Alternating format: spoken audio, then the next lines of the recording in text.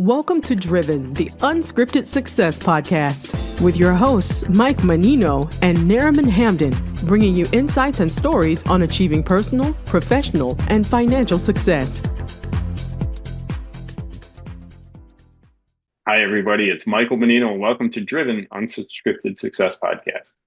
Today on the podcast, we're interviewing professional and financially successful people to share their experience, how they got to where they're at and where they're going. Today, zooming from the beautiful island of Colorado, which is near Denver in Colorado, is Theresa Miulli.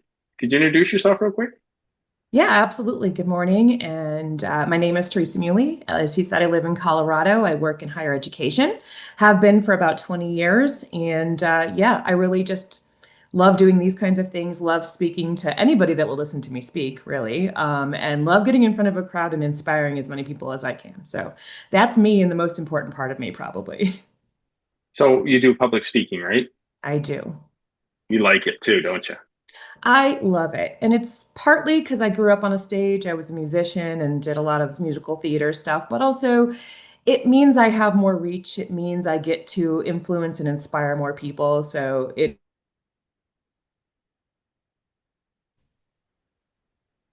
Nice. I kind of like it too, and I know the feeling. You can reach more people. I like one-on-one coaching, but it's better to coach more people. Right. So in your industry, I mean, not just education, let's concentrate on the public speaking part. There's a lot of competition out there in that space.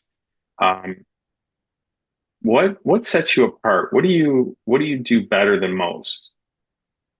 You're completely right. There's a ton. And that is, I think, kind of been the biggest obstacle for me is how do I stand out? How do I make it so that when I offer an experience, it's different than everyone else? And I think the big thing for me is I don't care who's in my audience. I'm going to make you get out of your seat. I'm not somebody who is just going to stand on a stage and talk at you for an hour or 2 hours, sometimes 8 hours if it's a long training type session. Because I get bored with that, right? I have ADHD. I'm all over the place. I don't want to sit still and listen to somebody talk at me for an hour, even if they're inspiring. So I think what makes me very different than most facilitators or speakers or keynotes is that if there's 500 people, you're going to get up and do an activity together. I will find a way to make 1,000 people get out of their chair and do something. So you're never just going to sit still and listen to me speak, because I believe we are most inspired by the people around us. I'm just the facilitator of that inspiration, right? So I have great things to share. I have great ideas. I think they're great ideas. And I can get people excited, but I also think the person next to you has amazing ideas. And if we don't have someone that facilitates that conversation, you miss out on amazing things. So I think that's what's really different about me is I don't care how big my audience is or where I'm speaking. I'm going to get you to get up and do something, which is funny when it's like a room full of campus presidents or college presidents and I'm making them do games. But I don't care.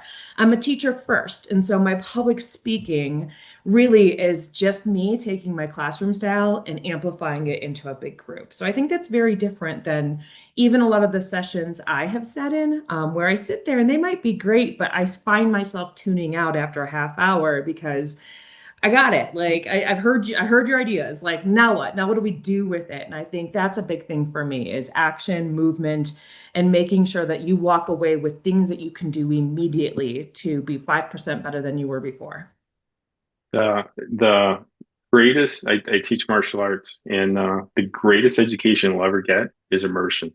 Absolutely. That's why getting into it, and like you said, getting them up, moving them, move. Yeah. Get out of your chair. Get out of your chair. Get out of your comfort zone. Get out of your chair. Get out of your comfort zone. Get out, do something.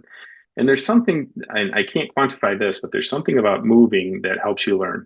I remember a lot of people saying that, but getting up and just moving, it helps you learn. And we teach martial arts. You can't learn martial arts without moving. Right. Well, and I feel the same way. I think also it gives you a change of state. And I teach this to teachers as well, is that if you don't put a change of state in, It's natural. ADHD or not, it's natural that your brain needs to reset so that it can continue to learn. So if you've delivered 15 or 20 minutes worth of information and you don't do something with that information, your memory is not going to retain it. It's not going to transition from that short-term memory into that long-term memory because it's not meaningful yet. So movement helps it become meaningful. And it means that the message is going to stick for longer so that you can use it. You can actually do something with what you just learned. And I think that's hugely important. And I think a lot of speakers miss that part. They have great ideas and they get everyone excited, but then there's no action to go with it. And so it starts to fade away over time. And I think movement's important to making sure it becomes meaningful to them. I think that's what's going to be the name of this podcast. Movement is meaningful. I like that. I like that a lot. True. It is. I agree with you wholeheartedly. You know, when I do these podcasts, I learn a lot too. And so I'd like to share it with my audience, and they seem to love it too. So doing what you do, what is one of the biggest challenges you had to overcome in your career? I think the sales aspect of it. I am not a salesman in terms of like, if you ask me to sell a car, I'm going to fail miserably at it, right? The only way I have found to sell myself is to do things like this, right? Because I think it's evident to anyone who speaks to me one-on-one, I am passionate and I can change. I can influence change, right? Like I'm a change manager. I influence people. But selling that to others without having an audience in front of you to do so is really difficult, right? And so for me, I think one of the biggest obstacles was getting my face out there, getting people to understand what my message was and understand how I could help them. And as much as I work in education, I've done this with non-education groups as well. I've done this in a bunch of different forums. But getting people to recognize I have something to say is difficult because I am not a cold caller, right? I'm not just going to call random institutions and be like, here's what I have to offer. It's not in my, people are like that. That is not me. And so I think my biggest obstacle is this sell of like, this is why it's worth you spending money on bringing me to your organization to help, because it's just not in my nature to be that pushy salesperson. So it's kind of getting that in front of people and showing them like that, hey, I have something to offer you and this is worth your investment for your team. Like that's, I think, been my biggest obstacle is that. It is tough. It's marketing and sales. And if I could give you some free coaching, it's don't do it. Don't do it. Find somebody and pay somebody to do what you don't like doing. Yeah. So in our industry, we're multifamily investing, and all the stuff I don't like doing, I hire it out, and it works amazing. It works amazing. It really does. It knocks it out of the park. And that's the one thing I learned in coaching. You know, I've taken a lot of coaching classes. I have hundreds of hours, maybe even thousands of hours of being coached. And the one thing they say, stay in your lane, do what you do best. Don't do everything. And that's what's been hammered into me for years. Right. So find somebody in marketing that loves marketing, and you'll be surprised how far you go. Right.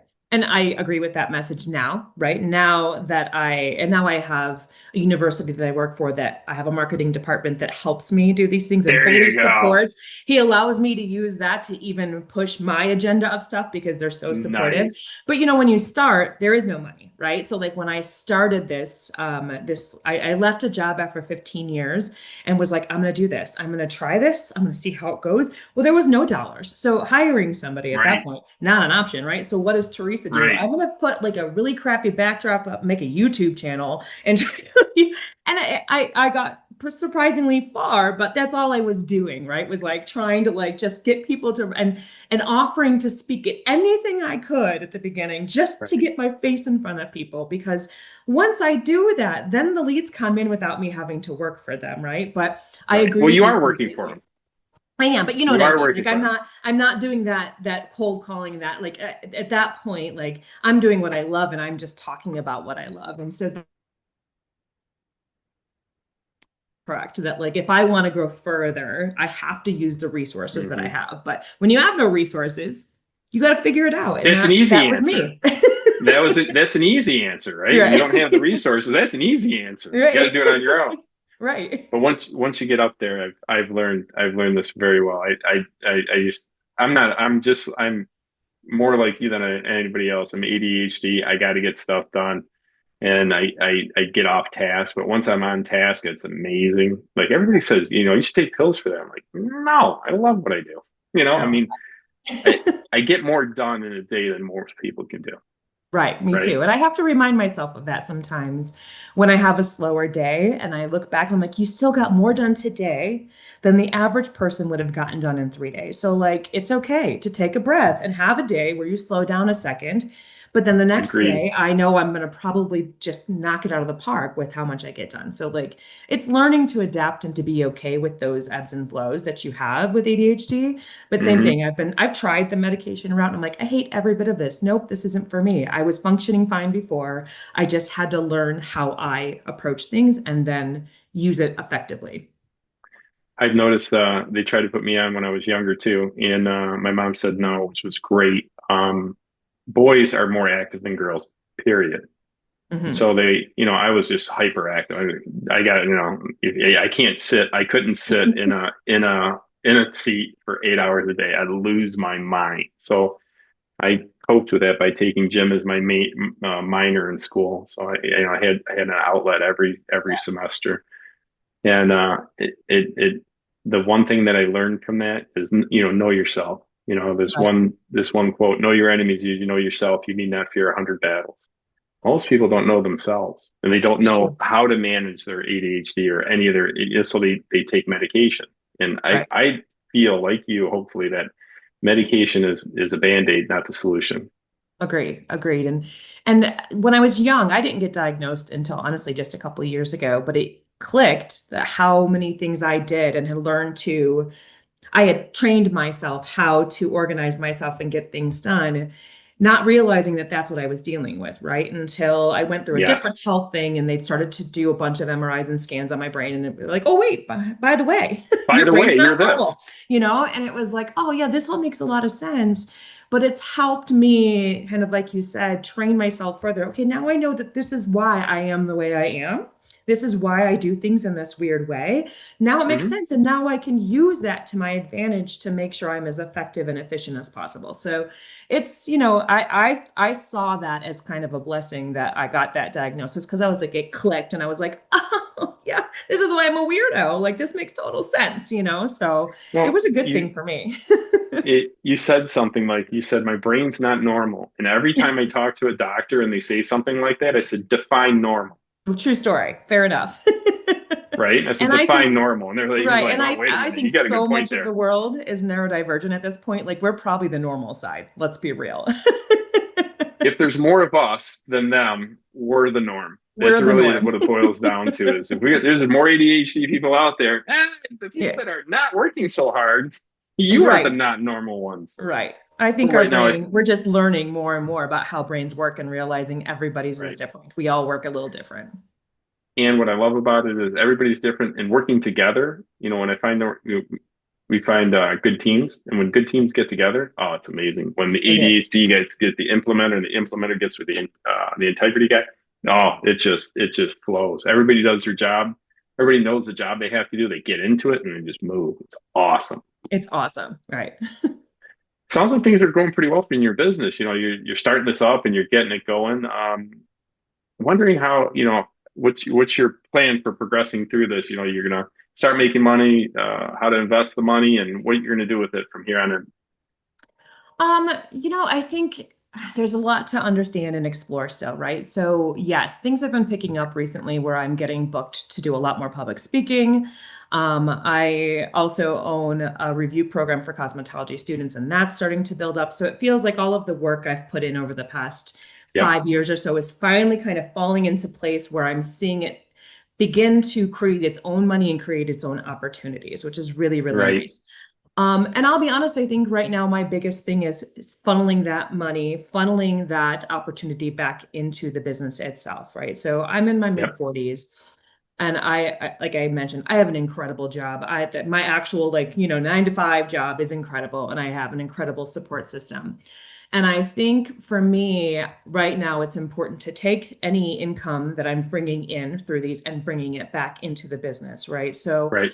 For Reinvesting. my review program, it's time to level it up to an app. Instead of having a website, it's time to have an app because that's more accessible. That's how people want to learn, which is a nice chunk of investment money that I have to put into it, but I think it will be worth it, right? Public speaking, like you said, using this money for additional marketing and finding someone that's good at what I'm not good at to level it up, right? Someone to help me build things because thus far, it's been me doing all the building. I build the presentation, I build the stuff. Well, that's hours, right? So having someone to kind of come in, give me the shell so that then I can just personalize things. So I think the biggest thing for me is it's not about funneling money into my lifestyle or my home or my personal life.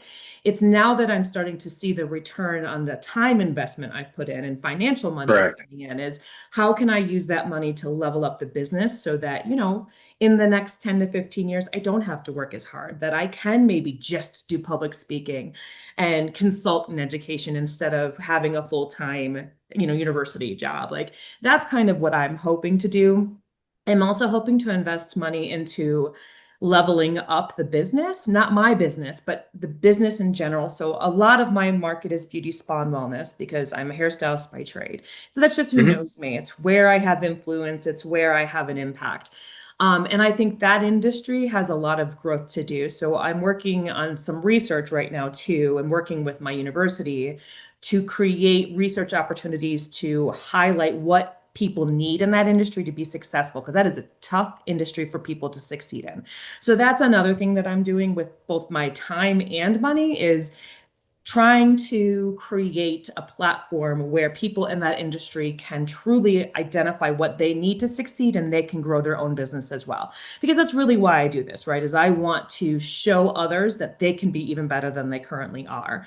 And that means money for them too, right? So I don't know if that makes sense as I kind of ramble on about this research project, but like No. It makes perfect sense. Yeah, so we're building a skills taxonomy and getting thousands of people in the industry to take this survey so that we can create a skill tree of this is what it takes to be successful in that business as a massage therapist, an esthetician, a cosmetologist, nail tech, whatever it might be, and then providing them education that matters for that. So instead of just this throw a dart at the wall, hope I hit a course that matters to people, which is, let's be real, kind of what I've been doing thus far, is just listening and saying, people, I need a class on this. And then let's be strategic about it and do some learning science that goes with it, because that way we know that the courses that I'm going to offer are the most effective and the most helpful for someone to build their own business, because that's important, right? I don't want to do this just because I love speaking. I want to give people an opportunity to be 5% better than they were the day before, because that's kind of my motto in life is every day I try to be 5% better than I was the day before. And if I do that every day, at some point, I'm amazing, right? So you're 100% better in 20 days, right? Right. Hey, that's a lot. That's a lot, right? And then I get better than that. So it's just, it's just kind of a thing that I do. I like that. I like the concept of, if you're 100% better, how far can you go? If it's 100% better in 20 days, how far can you go? You go 1,000% in 20 more days. You know what I mean? Right. Exactly. So it's just a never-ending journey of growth to me. And that's what I want others to see. So that financial gain that I'm starting to see now from my projects is what can I do within my businesses to level them up, and then in return offer even more to the people that need some support and need help. So I think it's just right now a continual investment back into that business so that it continues to grow and eventually it becomes residual and I don't have to work so hard. Right. Well, I think you nailed the next question too, which is what's the plans for the next 6 to 12 months, but you just kind of laid that all out for us. Yeah, I've got a lot of conferences on deck, which I'm excited about. So I've got, I think, 4 or 5 more hopefully this year that I will speak at and continue to kind of drive these messages that I'm trying to push out there. Like I said, I'm hoping by the end of this year to launch the app for cosmetology exam review, which I think will just generate a lot more business than the website. They can do it on their phone, but if it's an app, everyone goes to an app nowadays. So everybody goes to an app. I know it's the way it was just kind of the investment. It makes me cry inside, but I think it needs to happen if I want to level up the business. Inside. I know. It's a bigger spend, but I think it's time, because now I have this consistent enrollment base into these classes, and it's paying for itself. It's paying some of my bills. I'm like, okay, we're there now. Now we can level it up because take a breath. now it's sustainable at this point, which is great. So now it's time to level it up and kind of scale it. That's awesome. I'm very happy for you. It's nice to see successful people getting into the business.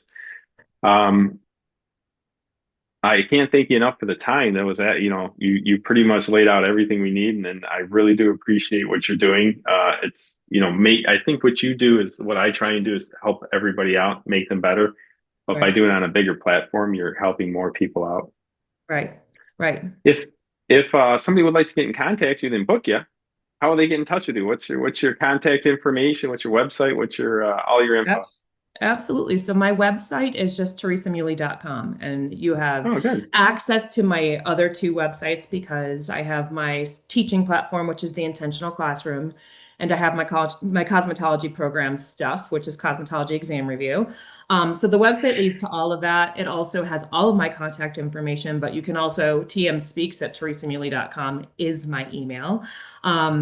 And then I also have my book on there because I also wrote a book. So the book is available on the website too. So my website is the best place to find me because it's consistent, and that's just TheresaMiulli.com.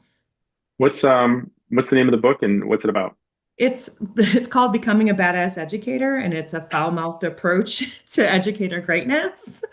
I wrote it for teachers in the trades because I've always worked in trade schools. And I think teachers that work in trades didn't usually go through a 4-year traditional education. We tend to walk. Yeah, they went to the school of hard knocks. That's what right, exactly. And so some of these books on teaching are so formal and so scripted, it doesn't feel authentic. So this book is really Theresa's verbal vomit on this is what you need to do to be good. And it's full of hard truths that might make you uncomfortable, but if you want to be an effective teacher or trainer, you got to do them. You really have to think about how you come across and how you talk to people and that kind of stuff. So it's got a little workbook with it so that you can interact with the information that you get. It's full of weird rap quotes. I mean, it's a weird book, but it's relatable to anybody who doesn't want the stuffy, how to be a trainer book that we often kind of get fed at these things. I was a builder for 30 plus years, 35 plus years. And now we're in multifamily, but I always wanted to help out with the trade schools. It is such a dying industry. The average construction worker's age right now is 47. Wow. Tell me you don't need that service in the next 5 to 10 years. Right. I mean, trades in general, I think because being a hairstylist changed my life. So I should have my PhD by the end of this year. But honestly, that's not what got me where I've gotten today. It's my cosmetology license. I tell people that all the time that say, oh, well, you have a fancy education. I'm like, that's an expensive piece of paper. That is all this is. Mm-hmm. It is the cosmetology license that built my business, that built my reputation, and has given me the income that I make now. Right. It's being a hairstylist. And so, I just have such an appreciation for trades. I worked at a welding and automotive school for a long time. Welding? Wow. Yeah. Cosmetology welder. I know. Pretty versatile, huh? Welding school. I tell everyone that's my retirement plan is to be an underwater welder because I like to scuba dive and I think it's such a cool profession. Dangerous. And the new technology of welding is a lot easier now than it ever was. It's not an art anymore. It's more of a science. They have machines that a new person can weld just as good as a 30-year-old veteran. Right. I can't thank you enough. Probably could talk to you for hours. We're kind of built on the same mindset. Let's say goodbye to everybody, and then hey, go get her book. I'm probably going to grab it too. I'd love to see swearing in books. This is going to be awesome. Thanks you very much, and we'll let you all go. Yeah, thank you so much, guys. Thanks for listening to Driven, the Unscripted Success Podcast. Want to share your story? Apply to be a guest at drivensuccesspodcast.com/guest.